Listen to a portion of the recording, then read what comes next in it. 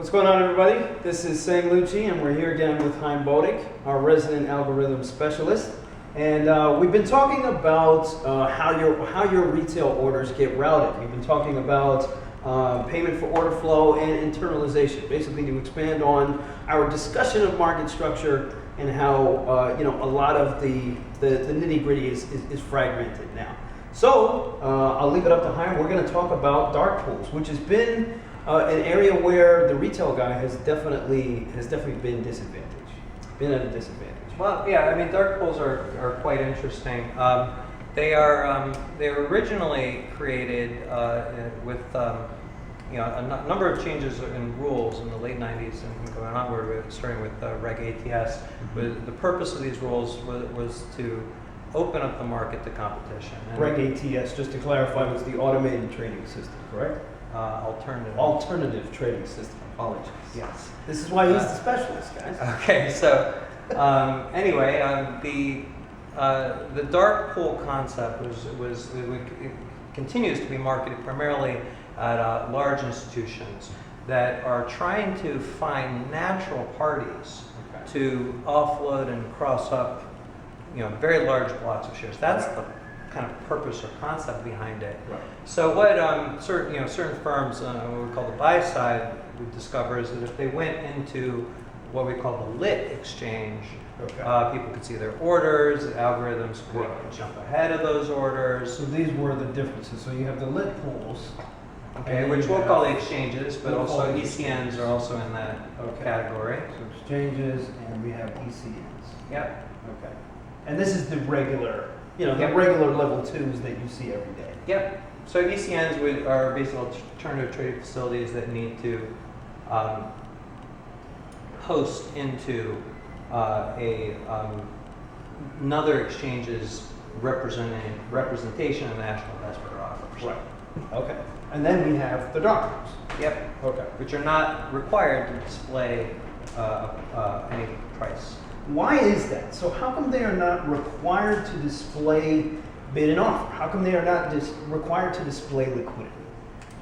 Well, the concept, I mean, first of all, just quite simply, the regulation allows for these different classes of entities. Right. And you can kind of think of it as, a dark pool is, or actually, we talked about internalization. I think internalization, a market maker is kind of the lowest form of non-transparent, potentially inaccessible liquidity. But as the entity matures, you expect them to finally turn into an ECN or into an exchange. Right. So it's kind of a pecking order. But that being said, it's not just a pecking order for getting a new venue off the ground. There are kind of niches associated with each function. Okay. So the dark pool is catering probably to a different customer base than an exchange is. Okay, so the dark pools, many of them are structured to attract these institutions to come in, and we can match you up with other parties, and no one can see your prices.